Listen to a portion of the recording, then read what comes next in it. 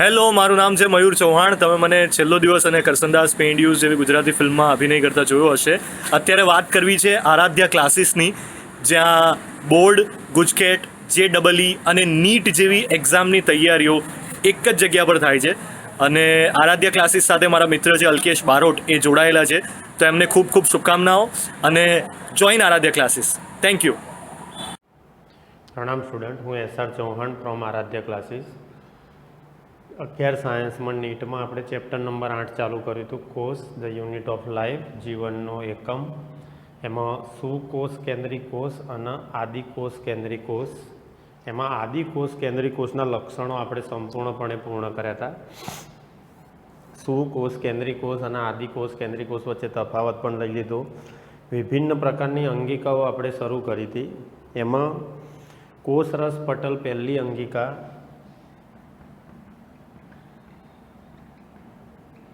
અથવા કોષરસ સ્તર. Fluid mosaic model એનું અન્ય નામ આપ્યું હતું આપણે. પ્રાણી કોષમાં સૌથી બહારની સીમા કોષરસ સ્તર કહેવાય, કોષરસ પટલ. વનસ્પતિ કોષમાં સૌથી બહારની સીમા કોષ દિવાલ. તો કોષરસ સ્તર સિંગર અને નિકોલસન નામના વૈજ્ઞાનિકે એનું મોડેલ આખું રજૂ કર્યું. ફ્લુઇડ મોઝેઇક મોડેલ તરીકે ઓળખવામાં આવે.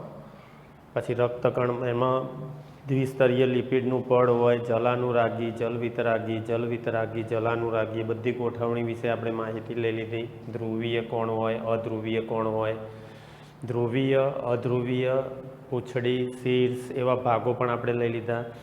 તો એ સંપૂર્ણ માહિતી આપણે લઈ લીધી. હવે કોષરસ પટલની બેઝિક કોષરસ પટલના કાર્યો. તો દ્રવ્યોનું સ્થળાંતરણ એ કોષરસ પટલના મૂળભૂત કાર્યો તરીકે આવે. દ્રવ્યોના સ્થળાંતરણની અંદર મંદ વહન અને સક્રિય વહન, આ બે વસ્તુ ખાસ યાદ રાખવાની. મંદ વહન અને સક્રિય વહન. મંદ વહન, પહેલાં આ બંને વચ્ચે તફાવત લઈ લઈએ. અને મંદ વહનના બે પ્રકાર આવે. મંદ વહન બે પ્રકારે થાય. એક તો આવશે ડિફ્યુઝન, એટલે પ્રસરણ, અને બીજું અનુકૂલિત વહન અથવા સાનુકૂલિત વહન. તો મંદ વહન અને સક્રિય વહન. તો બેઝિક આ બે વચ્ચે તફાવતની રીતે તમારે તૈયાર કરી નાખવાનું. મંદ વહન અને સક્રિય વહન વચ્ચે શું તફાવત જોવા મળે? તો મંદ વહન હંમેશા વધુથી ઓછા તરફ થાય, અને આ ઓછાથી વધુ તરફ થાય. સંકેન્દ્રણ ઢોળાંશની દિશામાં થાય. આ સંકેન્દ્રણ ઢોળાંશની વિરુદ્ધ દિશામાં થાય. એટલે વધુથી ઓછા તરફ થાય અથવા ઓછાથી વધુ તરફ થાય. સંકેન્દ્રણ ઢોળાંશની દિશામાં થાય, સંકેન્દ્રણ ઢોળાંશની વિરુદ્ધ દિશામાં થાય. આમાં એટીપી સ્વરૂપે શક્તિ વપરાતી નથી. અને આમાં યાદ રાખવાનું, એટીપી સ્વરૂપે શક્તિ વપરાય છે.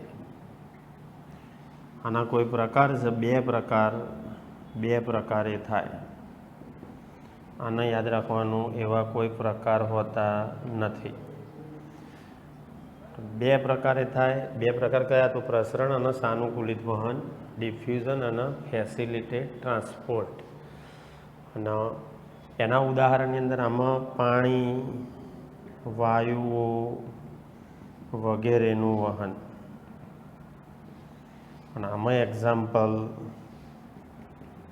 એક પંપ યાદ રાખવાનો તમારા, સોડિયમ પોટેશિયમ પંપ. તો આટલા બેઝિક આ બે વચ્ચે તફાવતના મુદ્દા યાદ રાખવાના. અને બીજું, વાહક પ્રોટીનની મદદ વગર તેમજ વાહક પ્રોટીન ની મદદથી થાય. આમાં વાહક પ્રોટીનની હાજરીમાં જ થાય એમ. આ એક થયો તફાવત. બીજું એક ઓસ્મોસિસ કરીને શબ્દ. આમાં પ્રસરણ અને સાનુકૂલિત વહન બે પ્રકાર પડે. એમાં પ્રસરણ જે છે ને એ વાહક પ્રોટીનની મદદ વગર થાય એમ.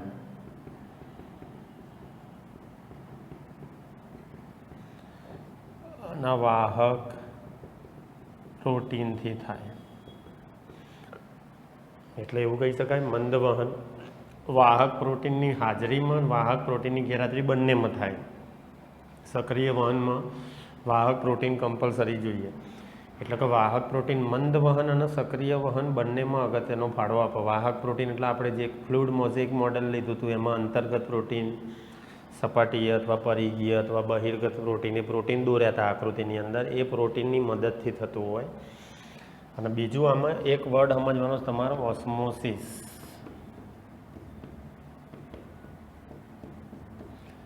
આશ્રુતિ. ઓસ્મોસિસ અથવા તો આશ્રુતિ તો પ્રસરણથી થતા પાણીના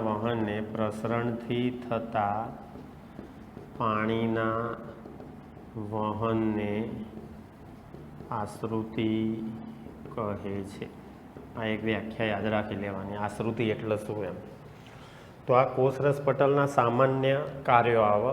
દ્રવ્યોનું સ્થળાંતરણ, દ્રવ્યોનું વહન, પણ શક્તિની મદદથી થાય, શક્તિની મદદ વગર થાય. એના આધારે સક્રિય વહન, મંદ વહન એવા પેટા પ્રકાર પડે. મંદ વહનના બે પ્રકાર યાદ રાખવાના તમારે, પ્રસરણ અને સાનુકૂલિત વહન. પછી આ કોષરસ પટલ પૂરું થયું. પછી તમારે કોષ દિવાલ વિશે આપેલું છે. કોષ દિવાલ વનસ્પતિ કોષનું આગવું લક્ષણ. સૌથી બહારની બાજુએ નિર્જીવ સેલ્યુલોઝની બનેલી કોષ દિવાલ આવેલી હોય. એ કોષ દિવાલમાં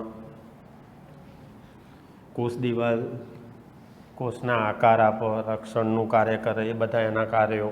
યાંત્રિક નુકસાન સામે રક્ષણ આપે, એ બધા કાર્યો. પણ અલગ અલગ સજીવોની કોષ દિવાલ શેની બનેલી હોય, એમનું બંધારણ શું એમ ટૂંકમાં તો એ તમારે આપેલું જ છે. ફૂગની કોષ દિવાલ તમારે યાદ રાખવાની કાઇટિનની બનેલી હોય. સામાન્ય તરુણ વનસ્પતિ હોય તો કોષ દિવાલ સેલ્યુલોઝની બનેલી હોય. લીલની કોષ દિવાલનું બંધારણ જણાવો તો ગેલેક્ટન્સ, મેનોઝ અને એક ખનિજ ખાસ યાદ રાખવાનું છે એની અંદર, કેલ્શિયમ કાર્બોનેટ, CaCO3. પછી દ્વિતીય કોષ દિવાલ આવે. વનસ્પતિ પુખ્ત બને, પહેલાં તરુણ હોય એટલે પ્રાથમિક કોષ દિવાલ કહેવાય, જે સેલ્યુલોઝની બનેલી હોય. પછી એની પર સ્થૂલન થાય, સેલ્યુલોઝ, હેમિસેલ્યુલોઝ, પેક્ટિન, લિગ્નિન, આ બધાનું સ્થૂલન થતું હોય તો પછી એ દ્વિતીય કોષ દિવાલનું નિર્માણ થાય. એટલે પ્રાથમિક કોષ દિવાલ તરુણ વનસ્પતિમાં, લીલની કોષ દિવાલ શેની બનેલી હોય, દ્વિતીય કોષ દિવાલમાં શેનું સ્થૂલન થાય, ફૂગની કોષ દિવાલ શેની બનેલી હોય, એ તમે પાઠ્યપુસ્તકમાંથી વાંચી નાખજો.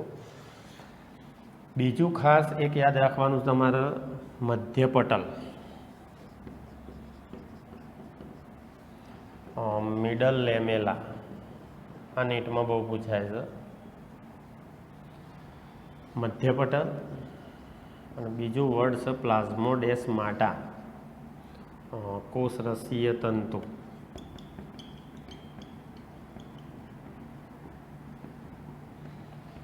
પ્લાઝ્મોડેસ્માટા, આ બે વર્ડ વધારે પૂછાય છે એમ. મધ્યપટલ એટલે મિડલ લેમેલા કહેવાય એમ. હવે બે વનસ્પતિ કોષ હોય, આ વનસ્પતિ કોષ, બીજો વનસ્પતિ કોષ.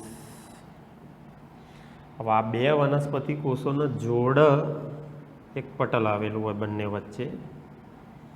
હવે વનસ્પતિ કોષ હોય એટલે સૌથી બહાર આ તો શું થઈ ગઈ કહેવાય, કોષ દિવાલ. આ ભાગ કયો કહેવાય, કોષરસ પટલ. અને અંદર કોષ કેન્દ્ર. તો બે વનસ્પતિ કોષોને પરસ્પર જકડી રાખે, બે વનસ્પતિ કોષોને પરસ્પર જોડી રાખે, બસ એને કહેવાય મિડલ લેમેલા અથવા મધ્યપટલ. અને આ જે મધ્યપટલ છે, મિડલ લેમેલા, એ વનસ્પતિમાં મધ્યપટલ શેનું બનેલું હોય તો કેલ્શિયમ પેક્ટેટ નું બનેલું હોય છે. એટલે વનસ્પતિ કોષોને સાંકળતા મધ્ય પટલના બંધારણમાં આવેલા ખનિજ તત્વનું નામ આપો. તો ખનિજ તત્વ લેવાનું કેલ્શિયમ. કેલ્શિયમ વત્તા પેક્ટિન એટલે એનો બોલાય કેલ્શિયમ પેક્ટેટ. પેક્ટિન યાદ રાખવાનું કાર્બોદિત્સ. શું છે આ? તો પોલીસેકેરાઇડ. પેક્ટિન કાર્બોદિત કહેવાય. અને ખનિજ તત્વનું નામ આપો. મધ્ય પટલના બંધારણમાં આવેલ ખનિજ તત્વનું નામ આપો. બહુ પૂછાયું નીટમાં. મધ્ય પટલના બંધારણમાં કયું ખનિજ તત્વ આવેલું હોય છે? તો કેલ્શિયમ. 2 MCQ થયા. વનસ્પતિ કોષોને જોડી રાખતા પટલને શું કહે છે? તેમાં આવેલા ખનિજ તત્વનું નામ આપો. તેમાં આવેલા કાર્બોદિતનું નામ આપો. વનસ્પતિ કોષોને જકડી રાખતા પટલને મધ્ય પટલ કહેવાય. એમાં આવેલું ખનિજ તત્વનું નામ આપો તો કેલ્શિયમ. એમાં આવેલ કાર્બોદિતનું નામ આપો તો પેક્ટિન. પોલીસેકેરાઇડનું બનેલું કવચ. સળંગ શબ્દ શું બોલાય? કેલ્શિયમ અને પેક્ટિન છે એટલે સળંગ શબ્દ શું બોલાય? તો કેલ્શિયમ પેક્ટેટ. બીજું એક ખાસ યાદ રાખજો, જો બીજું ખનિજ તત્વ તમારે મૂકવાનું આવે કે મધ્ય પટલ ના બંધારણમાં આવેલ ખનિજ તત્વો, તો એક કેલ્શિયમ યાદ રાખો, કેલ્શિયમ પેક્ટેટ. બીજું જો મૂકવાનું આવે ને તો મેગ્નેશિયમ મૂકજો. આ નથી બુકમાં, મેગ્નેશિયમ પેક્ટેટ. એટલે 2 ખનિજ તત્વો યાદ રાખવાના. વનસ્પતિ કોષોને જોડતા પટલના મિડલ લેમેલા અથવા મધ્ય પટલ કહેવાય. અને એ મધ્ય પટલના બંધારણમાં આવેલા 2 ખનિજ તત્વોના નામ આપો તો કેલ્શિયમ અને મેગ્નેશિયમ. આ બંને યાદ રાખવાના. બીજું, કોષરસીય તંતુઓ અથવા પ્લાઝ્મોડેસ્માટા એટલે શું? એમ આ આખો ભાગ શું કહેવાય? તો કોષરસ. આ આખો ભાગ કોષરસ કહેવાય. તો 2 વનસ્પતિ કોષોના કોષરસને પરસ્પર જકડી રાખે બીજી દોરી આકૃતિ. આ વનસ્પતિ કોષ, સૌથી બહારની બાજુ કોષ દિવાલ, અંદર કોષરસ પટલ, આ કોષ કેન્દ્ર, આ આખો કોષરસ, એવો ને એવો બીજો કોષ, કોષ દિવાલ, કોષરસ પટલ, કોષ કેન્દ્ર, આ બધું કોષરસ. હવે 2 વનસ્પતિ કોષોને જકડી રાખતું પટલ આપણે કીધું મધ્ય પટલ. આ મધ્ય પટલ જે કેલ્શિયમ પેક્ટેટનું બનેલું હોય. હવે 2 વનસ્પતિ કોષોને એને જકડી રાખ્યા, જોડે જોડે રાખ્યા, પણ 2 વનસ્પતિ કોષના કોષરસ વચ્ચે દ્રવ્યોની આપ-લે કરવા માટે હંગામી કોષરસીય સેતુ બને. એમ બસ આ ટાઈપના કોષરસીય સેતુ. અને એ કોષરસીય સેતુ ક્યાં આવેલા હોય? તો આ જે કોષરસીય સેતુ આપણે દોર્યા એને પ્લાઝ્મોડેસ્માટા કહેવાય અથવા કોષરસ તંતુ કહેવાય. પાસેના 2 વનસ્પતિના કોષરસને જકડી રાખે, જોડી રાખે, એટલે બંને મારફતે દ્રવ્યોની આપ-લે થાય, અવર જવર થાય. એટલે બંને દ્રવ્યોની અવર જવર આ પ્લાઝ્મોડેસ્માટા કહેવાય. જે દોર્યા એ ક્યાં આવેલા હોય? તો કોષરસીય તંતુઓ કોની વચ્ચે લંબાયેલા હોય? તો કોષરસીય સેતુ અથવા પ્લાઝ્મોડેસ્માટા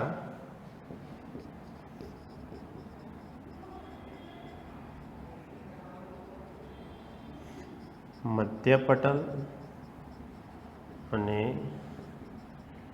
કોષ દિવાલમાં આવેલા હોય છે. આ યાદ રાખવાનું. પ્લાઝ્મોડેસ્માટા મધ્ય પટલ અને કોષ દિવાલમાં આવેલા હોય છે. પ્લાઝ્મોડેસ્માટાનું ગુજરાતી લેવાનું કોષરસ, કોષરસીય તંતુઓ.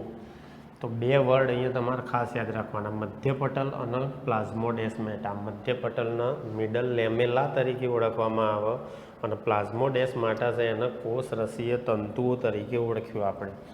હવે તમારે આવે છે અંતઃપટલ તંત્ર.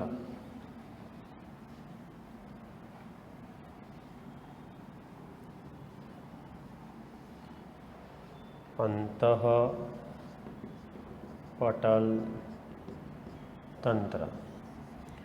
હવે જે અંગિકાઓની રચના, જે અંગિકાઓના કાર્યો એકબીજા સાથે, જે અંગિકાઓની રચના અને કાર્યો એકબીજા સાથે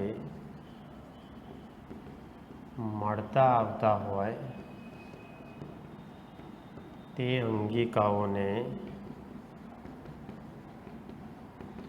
અંતઃપટલમય તંત્રનો ભાગ માનવામાં આવે છે. આમાંથી પણ નેટમાં પ્રશ્ન આવે, કઈ કઈ અંગિકાઓના અંતઃપટલ તંત્રનો ભાગ માનવામાં આવે, કઈ કઈ અંગિકાઓના અંતઃપટલ તંત્રનો ભાગ માનવામાં આવતો નથી. તો અંતઃપટલ તંત્રનો ભાગ માનવામાં આવે છે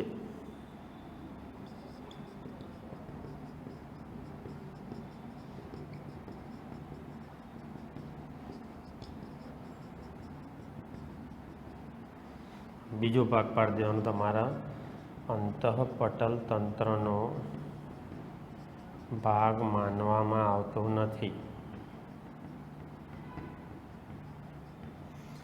તો કઈ અંગિકાઓના અંતઃપટલ તંત્રનો ભાગ માનવામાં આવે છે? તો ER એક આવશે તમારા. બીજું ગોલ્ગી કાય,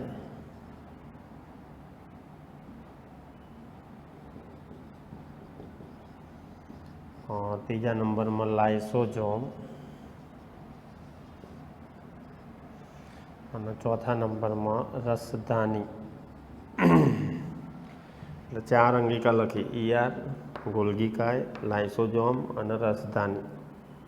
ગોલ્ગી એપરેટ્સ કહેવાય. ER એટલે અંતઃકોષ રસ ઝાડ. શું બોલાય? Endoplasmic reticulum.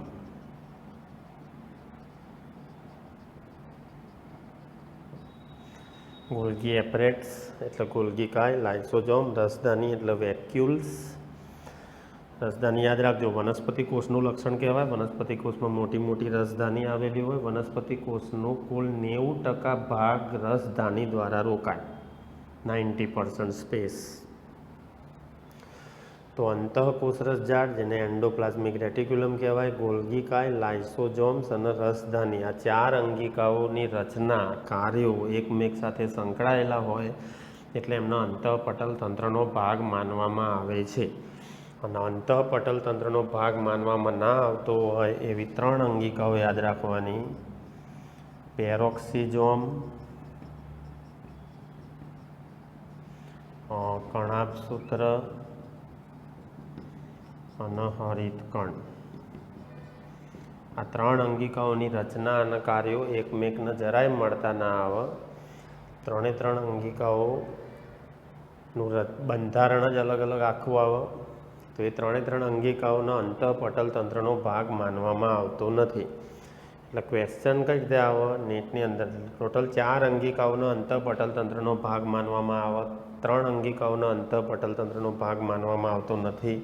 હવે આના આધારે નીટમાં તમારે ક્વેશ્ચન આવે તો ક્વેશ્ચન આ ટાઈપનો આવી શકે એમ: કોને અંતઃપટલમય તંત્રનો ભાગ ગણવામાં આવતો નથી? આ ટાઈપનો ક્વેશ્ચન આવે, પૂછાઈ ગયો. જેમ કે રસધાની,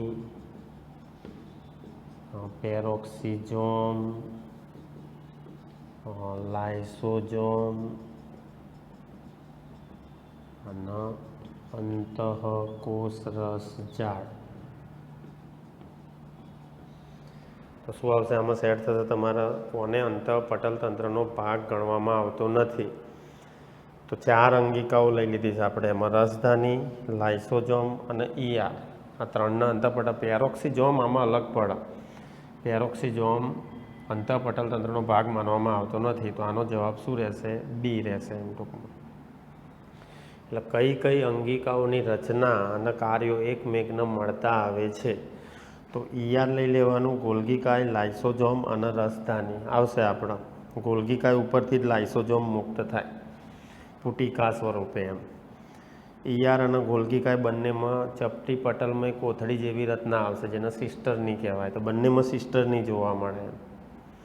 વનસ્પતિ કોષમાં મોટામાં મોટી રસધાની એમ 90% અવકાશ કોષનો રસધાની દ્વારા રોકાયેલો હોય, જેને વેક્યુલ્સ તરીકે ઓળખવામાં આવે. તો ઈઆર, ગોલ્ગીકાય, લાઇસોજોમ અને રસધાની આ 4 અંગિકાના અંતઃપટલ તંત્રનો ભાગ માનવામાં આવે છે, કારણ એમની રચના અને કાર્યો એકમેકને મળતા આવતા હોય એના કારણે એમ. અને કઈ 3 અંગિકાઓની રચના અને કાર્યો એકબીજાથી તદ્દન ભિન્ન જુદા જ કાર્યો હોય એમ કે પેરોક્સિઝોમ, તો આ એક વનસ્પતિમાં જોવા મળતી અંગિકા જે પ્રકાશ શ્વસનનું કાર્ય કરે. ફોટો રેસ્પિરેશન આવશે તમારે 13મા ચેપ્ટરમાં. કણાભસૂત્ર છે તો એનું કાર્ય બી અલગ ભિન્ન જ આવે કે જારક શ્વસનનું કાર્ય કરે. હરિતકણ છે તો હરિતકણનું કાર્ય પણ ફોટોસિન્થેસિસનું આવે, એનો મતલબ એ પ્રકાશ સંશ્લેષણનું કાર્ય કરે. બધાના કાર્યો અલગ અલગ થયા એમ. જ્યારે અહીંયા બધા સંકળાયેલ કે ઈઆર આવશે આપણે ભણવાનું કે ઈઆરમાં સંશ્લેષિત દ્રવ્ય હોય, પેકેજિંગ દ્રવ્ય, કારણ કે ઈઆરના પાછા 2 પ્રકાર પડશે, શેર અને રેર.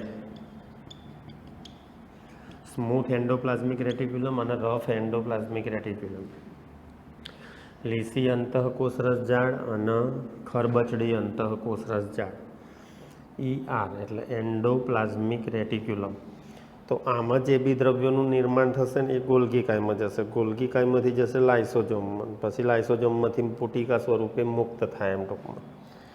તો બધા સંકળાયેલા કહેવાય. એટલે જે અંગિકા ઘનિષ્ઠ રીતે સંકળાયેલી છે, એમની રચના, એમના કાર્યો બધા મેચ થાય છે, એને જ માત્ર અંતઃપટલ તંત્રનો ભાગ માનવાનો, જેના કાર્યો એકબીજાથી તદ્દન વિપરીત છે, ભિન્ન છે એમ ટૂંકમાં. જેમ કે 3 ઉદાહરણ કીધા આપણે, પેરોક્સિઝોમ, કણાભસૂત્ર અને હરિતકણ. તે 3ના કાર્યો એકબીજાને જરાય મેચ થતા જ નથી એમ. એક પ્રકાશ શ્વસન કરે છે, એક જારક શ્વસન કરે છે, એક પ્રકાશ સંશ્લેષણ કરે છે.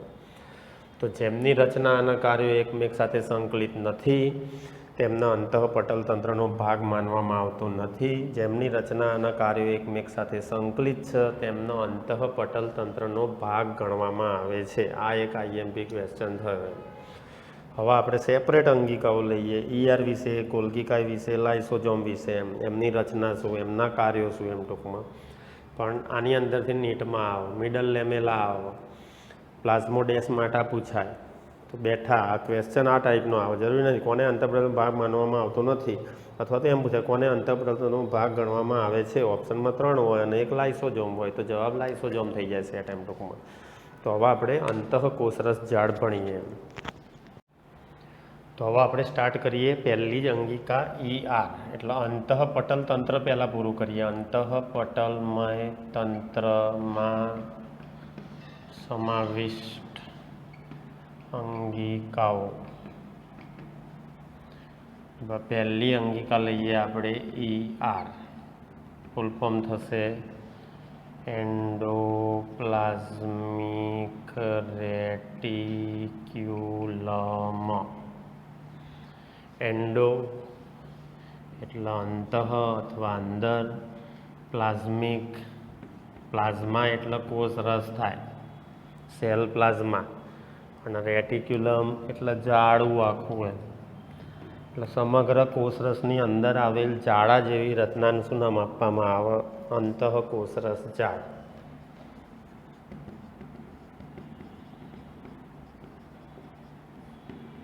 અને આ અંતઃકોષરસ જાળ, આ કોષ છે, કોષની અંદર આપણે કોષરસ પટલ, આ કોષ કેન્દ્ર પટલ, કોષ કેન્દ્ર પટલથી ચાલુ થાય તે ઠેઠ કોષરસ પટલ સુધી લંબાયેલી આ અંગિકા કહેવાય.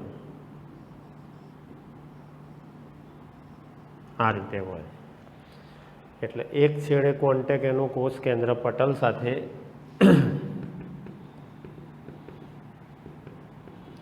બીજા છેડે કોન્ટેક કોષરસ પટલ સાથે. એટલે કોષ કેન્દ્ર પટલથી શરૂ કરી અને ઠેઠ કોષરસ પટલ સુધી લંબાયેલ આખી નલિકામય રચનાઓનું જાડું બાહ્ય કોષ કેન્દ્ર પટલ. કોષ કેન્દ્ર પટલ જ્યારે ભણશું ને ત્યારે આવશે. કોષ કેન્દ્ર પટલમાં 2 પડ હોય, બાહ્ય પડ અને અંતઃપડ. વચ્ચે અવકાશ હોય જેને પરિકોષ કેન્દ્રીય અવકાશ કહેવાય. તો બાહ્ય કોષ કેન્દ્ર પટલથી માંડીને ઠેઠ કોષરસ પટલ સુધી પથરાયેલ જટિલ નલિકામય રચનાઓનું આખું જાડું એને કહેવાય ઈઆર, અંતઃકોષરસ જાળ. અને અમુક અંતઃકોષરસ જાળ આ રીતે મુક્ત હોય એમ. તો એવી અંતઃકોષરસ જાળ જેની સપાટી ઉપર રિબોઝોમ્સ આવેલા હોય, કણિકા આવેલી હોય, આ કણિકા કહેવાય. અને એ કણિકા રિબોઝોમ્સ. અને આ અંતઃકોષરસ ઝાડ છે જેની સપાટી ઉપર કણિકા નથી એમ. એટલે આ ઈઆર શું થઈ? આ અંતઃકોષરસ ઝાડને બોલાય કણિકામય અંતઃકોષરસ ઝાડ. અને આની સપાટી ઉપર રિબોઝોમ્સ નથી, એનો મતલબ કણિકા વિહીન એન્ડોપ્લાઝમિક રેટિક્યુલમ. એટલે આની સપાટી લીસી કહેવાય પ્રમાણમાં. કણિકા ના હોય, ખરબચડી ના હોય, લીસી. એનો મતલબ સ્મૂથ એન્ડોપ્લાઝમિક રેટિક્યુલમ થઈ રહી છે. સ્મૂથ એટલે લીસી અંતઃકોષરસ ઝાડ. અને આ ખરબચડી કહેવાય. કેમ? કારણ કે એની સપાટી ઉપર કણિકા છે. કણિકા એટલે રિબોઝોમ્સ. તો કણિકામય અંતઃકોષરસ ઝાડ અથવા તો રફ સપાટી ધરાવે ખરબચડી અંતઃકોષરસ ઝાડ પણ કહેવાય. એટલે અંતઃકોષરસ ઝાડના મૂળભૂત તમારે બે પ્રકાર પડે, એક રેર અને એક શેર. રેરમાં લેવાનું તમારે રફ એન્ડોપ્લાઝમિક રેટિક્યુલમ અને લેવાનું સ્મૂથ એન્ડોપ્લાઝમિક રેટિક્યુલમ. તો સાદી ભાષામાં કણિકામય અંતઃકોષરસ ઝાડ અને કણિકા વિહીન અંતઃકોષરસ ઝાડ. તફાવતની રીતે જ કરી નાખવાનું એમ ટૂંકમાં. આની સપાટી પર રિબોઝોમ્સ આવેલ હોય છે, રિબોઝોમ્સ હોતી નથી.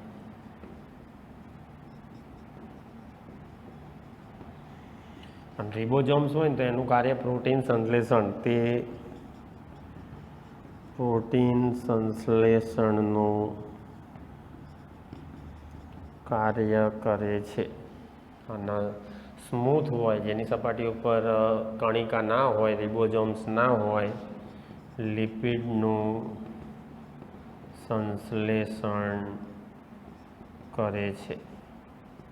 અને સ્ટીરોઇડ, પ્રાણીમાં સ્ટીરોઇડ અંતઃસ્ત્રાવ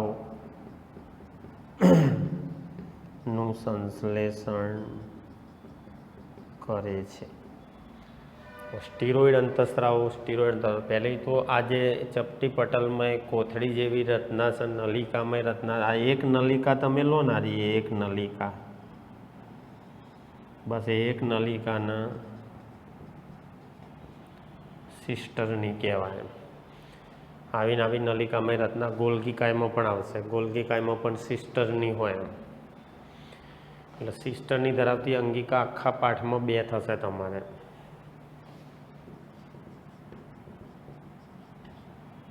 નલિકા સાદી ભાષામાં ધરાવતી અંગિકાઓ. તો સિસ્ટરની ધરાવતી અંગિકાઓ બે યાદ રાખવાની, એક અંતઃકોષરસ ઝાડ અને બીજા નંબરમાં ગોલ્ગી પ્રસાધન અથવા ગોલ્ગી કાય. અને સ્ટીરોઇડ અંતઃસ્ત્રાવ કયા આવે?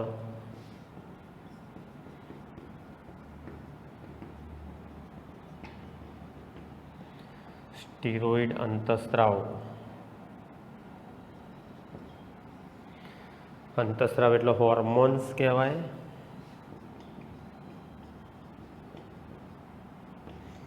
હોર્મોન્સ એટલે અંતઃસ્ત્રાવ. બે વર્ડ યાદ રાખજો, હોર્મોન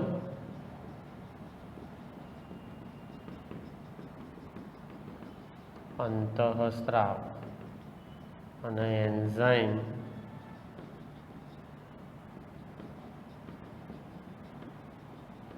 એટલે ઉત્સેચક. તો સિસ્ટરની ધરાવતી અંગિકા અંતઃકોષરસ ઝાડ, ગોલ્ગીકાય અને સ્ટીરોઇડ અંતઃસ્ત્રાવોના ઉદાહરણ આપો તો એક્ઝામ્પલ માદા જાતીય અંતઃસ્ત્રાવ બે યાદ રાખવાના, એક ઇસ્ટ્રોજન અને પ્રોજેસ્ટેરોન. આ માદા જાતીય અંતઃસ્ત્રાવ થાય. અને નર જાતીય અંતઃસ્ત્રાવ યાદ રાખવાનો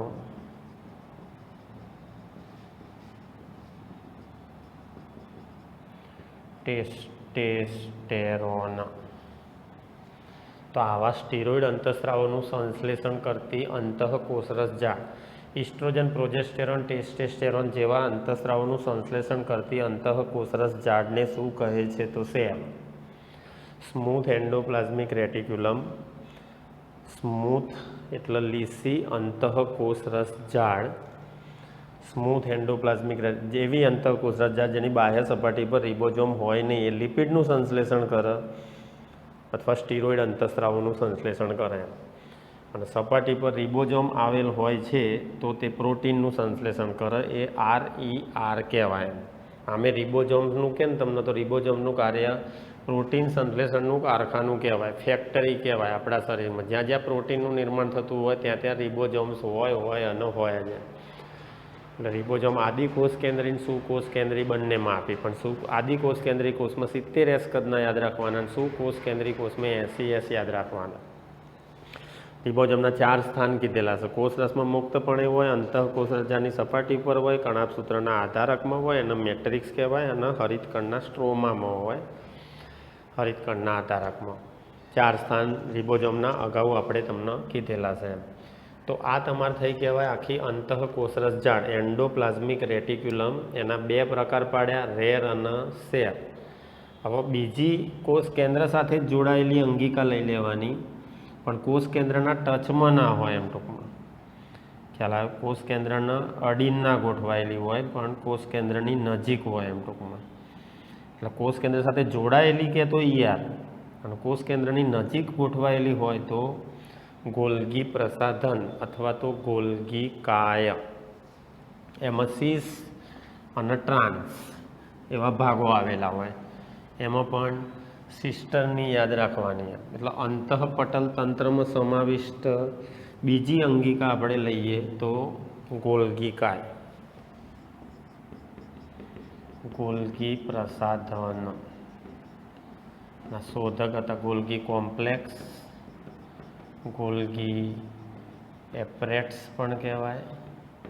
આના શોધક હતા કેમિલો ગોલ્ગી. આ પણ કોષ કેન્દ્રની નજીક જ આવેલી હોય, પણ આખી રચના આની લો ને તો આની રચનામાં તમારે આ રીતે યાદ રાખવાનું.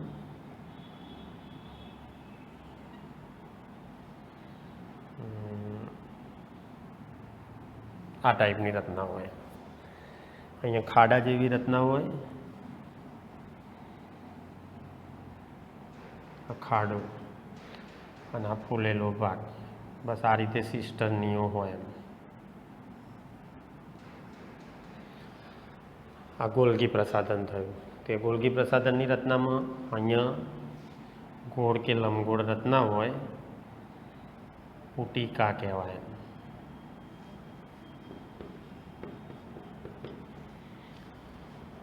આપણો કોષ દોર્યો, કોષની અંદર કોષ કેન્દ્ર સાથે જોડાયેલી ઠેઠ કોષરસ પટલ સુધી લંબાયેલી આપણે ER કીધી. એની સપાટી ઉપર રિબોઝોમ હોય તો આના RER કહેવાય, રફ એન્ડોપ્લાઝમિક રેટિક્યુલમ. અને પછી અહીંયા આગળ આપણે ગોલ્ગી કાય બનાવીએ.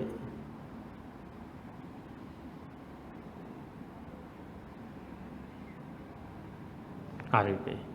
અને આ પુટિકા જેવી રચના. તો ગોલ્ગી કાયની અંદર આમાં પણ જે નલિકામાં રચના છે, દરેક નલિકાના, આની નલિકાના પણ શું નામ આપવામાં આવે? સિસ્ટરની.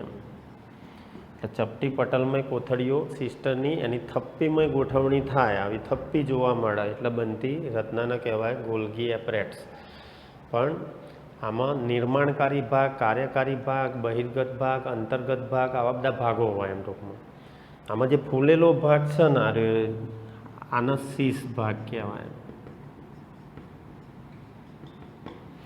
અને જે ખાડાવાળો ભાગ છે, આખો જે ખાડો આપણે બનાવીએ આમ કરીને આમ, એના ટ્રાન્સ ભાગ કહેવાય.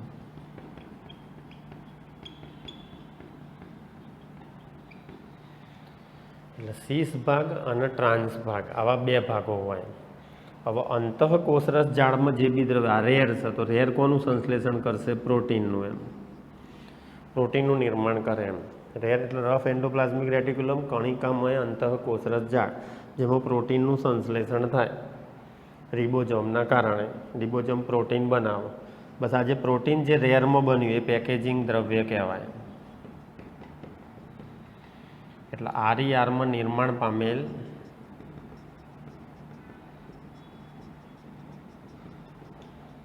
પેકેજિંગ દ્રવ્ય, સાદી ભાષામાં શું કહેવાય? પ્રોટીન. આરઈઆરમાં પ્રોટીનનું સંશ્લેષણ થાય. કોણ કરે? તો રિબોઝોમ. તો આરઈઆરમાં નિર્માણ પામેલ પેકેજિંગ દ્રવ્યનું વહનનો ક્રમ કયો? આ મોસ્ટ આઈએમપી. આરઈઆરમાં એમાં પેકેજિંગ દ્રવ્યના વહનનો સાચો ક્રમ.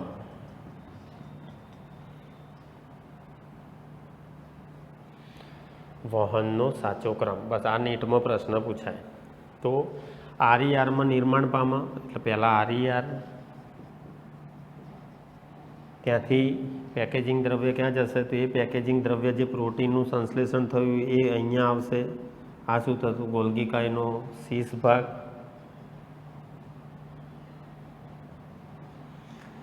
શીર્ષ ભાગની અંદર પ્રોટીન આવ્યું, આરઈઆરમાં નિર્માણ પામ્યું હતું. એ વહન પામીને આ ખાડાવાળા ભાગમાં આવે, એનો મતલબ એ પ્રોટીનના વહનનું થયું.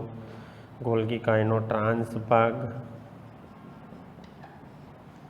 બહિર્ગત ભાગ પણ કહેવાય ને અંતર્ગત ભાગ પણ કહેવાય. નિર્માણકારી ભાગને એવા બધા તમારા શબ્દો વાપરેલા છે, ચોપડીમાં જ જોઈ લે. ટૂંકમાં આરઈઆરમાંથી એ જે પેકેજિંગ દ્રવ્ય આરઈઆરમાં બન્યું, પ્રોટીન બન્યું, એ ગોલ્ગી કાયના શીર્ષ ભાગમાં આવશે. ગોલ્ગી કાયના શીર્ષ ભાગમાંથી ખાડાવાળા ભાગમાં એટલે ટ્રાન્સ ભાગમાં.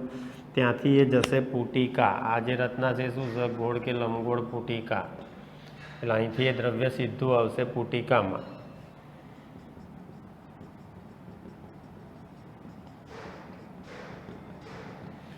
ગોલ્ગી કાયની પુટિકામાં. અને આ પુટિકા જ્યારે અહીંથી છૂટી પડી જાય ત્યારે એ પુટિકાનું નામ આપી દેવામાં આવે લાઇસોઝોમ્સ. અને એ લાઇસોઝોમ ક્યાં મુક્ત થઈ ગઈ? કોષરસમાં.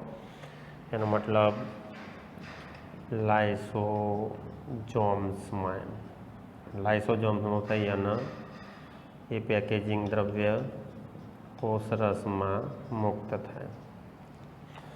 પુટિકા જે છે એ પુટિકા ગોલ્ગી કાયની સિસ્ટરની ઉપરથી મુક્ત થાય ત્યારે એમાં કેટલાક ફેરફાર થાય કે અહીંયા સુધી આવ્યું ત્યારે પ્રોટીન પ્રોટીન પ્રોટીન હોય. પછી એ પ્રોટીન છે ને એન્ઝાઇમ તરીકે વર્તે,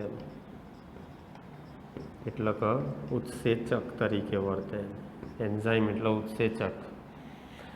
એટલે ગોલ્ગી કાયની સિસ્ટરની ઉપરથી એ પુટિકા મુક્ત થાય ત્યારે એ પેકેજિંગ દ્રવ્યમાં ફેરફાર થઈ જાય. એ પેકેજિંગ દ્રવ્ય જે પ્રોટીન હતું એ એન્ઝાઇમ તરીકે વર્તે અથવા તો ઉત્સેચક તરીકે વર્તન, અંતે એ કોષરસમાં મુક્ત થાય.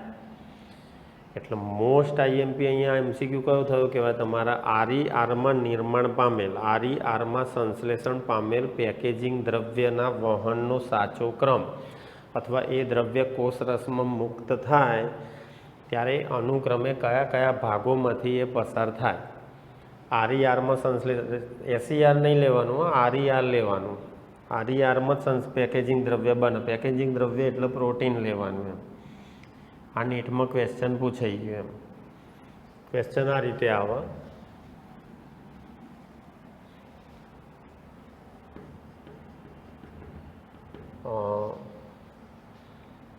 અંતઃકોષરસ ઝાડ સ્પષ્ટતા ના કર આરઈઆર, એ આપણે જ નક્કી કરવાનું. બે ઓપ્શનમાં એસઈઆર હશે.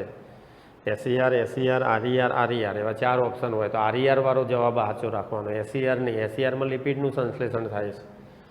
અંતઃકોષરસ ઝાડમાં સંશ્લેષિત પેકેજિંગ દ્રવ્યના વહનનો સાચો ક્રમ જણાવો. એટલે ઓપ્શન પછી તે પણ ડાયરેક્ટ હું આન્સર જ લખું છું. તમારે આરઈઆર પહેલું આવે. 2 ઓપ્શન આરઈઆર વાળા હશે, 2 ઓપ્શન એસઈઆર વાળા હશે. તો આરઈઆર વાળો જવાબ સાચો. આરઈઆર આવશે. આરઈઆરમાંથી ક્યાં જશે? તો આરઈઆરમાંથી ગોલ્ગી કાયના શીર્ષ ભાગ, ગોલ્ગી કાયના ટ્રાન્સ ભાગ, પછી પુટિકા લાઇસોઝોમ છેલ્લે મુક્ત થાય કોષ રસમાં. તો આ ફાઇનલ આનો જવાબ રહ્યો કહેવાય. રફ એન્ડોપ્લાઝમિક રેટિક્યુલમ, કણિકામય અંતઃકોષરસ જાળ, એની સપાટી ઉપર રિબોઝોમ કીધી, એ રિબોઝોમ બનાવવા પ્રોટીન, એ પ્રોટીન ગોલ્ગી કાયના ઉપસેલા ભાગમાં જાય. પહેલાં ઉપસેલો ભાગ, ફૂલેલો ભાગ અથવા બહિર્ગત ભાગ શું કીધું આપણે? સીસ. ત્યાંથી સિસ્ટનીમાં થઈ અને ખાડાવાળા ભાગમાં જાય. ખાડાવાળો ભાગ શું કીધું આપણે? ટ્રાન્સ. ટ્રાન્સમાંથી પછી ક્યાં આવશે? પુટિકા. અને પુટિકા જો મુક્ત થઈ જાય ને તો પછી એનું નામ આપી દેવામાં આવે લાઇસોઝોમ. ગોલ્ગી કાયની સિસ્ટરની ઉપરથી પુટિકા સ્વરૂપે મુક્ત થતી અંગિકાનું નામ જણાવો તો લાઇસોઝોમ. અને એ પુટિકા કોષરસમાં મુક્ત થાય ત્યારે એના બંધારણમાં ફેરફાર થાય. પેકેજિંગ દ્રવ્ય તરીકે પ્રોટીન લેવાનું, એ પ્રોટીન પછી એન્ઝાઇમમાં કન્વર્ટ થાય. એન્ઝાઇમ એટલે ઉત્સેચક. ત્યારે એની સંરચનામાં ફેરફાર થાય. એટલે પુટિકા અહીંથી જ્યારે મુક્ત થઈ ગઈ ને અને લાઇસોઝોમ તરીકે વર્તે ત્યારે એમાં પછી પેકેજિંગ દ્રવ્ય નહીં બોલવાનું. એ જે લાઇસોઝોમ બની, આત્મઘાતી કોથળી અથવા સુસાઇડલ બેગ, તો એમાં એના એન્ઝાઇમ તરીકે ઓળખવામાં આવે. એન્ઝાઇમ એટલે શું થયું કહેવાય? તો ઉત્સેચકો. અને એ અલગ અલગ ઉત્સેચકો હશે એમ: પ્રોટીએજીસ, કાર્બોહાઈડ્રેઝ, ન્યુક્લિયેઝ અને લાઇપેઝ. તો લાઇસોઝોમની અંદર, આત્મઘાતી કોથળીની અંદર કયા કયા પ્રકારના ઉત્સેચકો આવેલા હોય? પેકેજિંગ દ્રવ્ય ક્યાં બન્યું? તો પેકેજિંગ દ્રવ્ય બન્યું તમારા આરઈઆરની અંદર. આરઈઆરમાં પેકેજિંગ દ્રવ્યનું નિર્માણ થયું. એ આરઈઆર મારફતે પછી એ પેકેજિંગ દ્રવ્ય વહન પામીને ગોલ્ગી કાયની સિસ્ટર્નીઓમાં થઈને લાઇસોઝોમમાં મુક્ત થાય છે. તો ક્રમાનુસાર વહન તમારે કયું લેવાનું છે? તો ક્રમાનુસાર વહન પહેલાં કણિકામય અંતઃકોષરસ જાળમાં પેકેજિંગ દ્રવ્ય બન્યું. એ કણિકામય અંતઃકોષરસ જાળમાંથી પછી આવ્યું ગોલ્ગી કાયના ફૂલેલા ભાગ એટલે સીસ ભાગ. ત્યાંથી આવ્યું એ ગોલ્ગી કાયના ટ્રાન્સ ભાગ. ત્યાંથી ક્યાં આવ્યું? એ પુટિકામાં. પુટિકા પછી છૂટી પડી જાય એટલે લાઇસોઝોમ. પણ પુટિકા આવે ત્યાં સુધી તમે પ્રોટીન બોલો અથવા પેકેજિંગ દ્રવ્ય બોલો. પછી એ પ્રોટીનની સંરચનામાં ફેરફાર થાય એમ. એટલે પુટિકામાંથી એ લાઇસોઝોમ સ્વરૂપે મુક્ત થાય ત્યારે પેકેજિંગ દ્રવ્ય તરીકે તમારા પ્રોટીનની જગ્યાએ એન્ઝાઇમ વર્ડ વાપરવાનો એમ. કારણ કે લાઇસોઝોમ સુસાઇડલ બેગ છે, આત્મઘાતી કોથળી છે, એમાં એન્ઝાઇમ 4 પ્રકારના આવશે. કાર્બોદિતનું પાચન કરતો ઉત્સેચક કાર્બોહાઈડ્રેઝ. પછી લઈશું જ્યારે અંગિકા ચલાવશું લાઇસોઝોમ ત્યારે ડિટેલમાં, પણ ઉત્સેચકો આટલા આવેલા: કાર્બોદિતનું પાચન કરતો કાર્બોહાઈડ્રેઝ, લિપિડનું પાચન કરતો લાઇપેઝ, પ્રોટીનનું પાચન કરતો પ્રોટીએઝ અને ન્યુક્લિક એસિડનું પાચન કરતો ન્યુક્લિયેઝ. આ બધા ઉત્સેચકો છે. 4 ઉત્સેચકો એમ. અને 4 ઉત્સેચકો હંમેશા જળ વિભાજન કરીને પાચન કરવા સાથે સંકળાયેલા હોય. એટલે હાઇડ્રોલિસિસ કરીને પાચન કરે એમ. અને હાઇડ્રોલિસિસ એટલે જળ વિભાજન. જળ વિભાજન કરીને પાચન કરે ને એ ઉત્સેચકને હંમેશા કહેવાય હાઇડ્રોલેજીસ.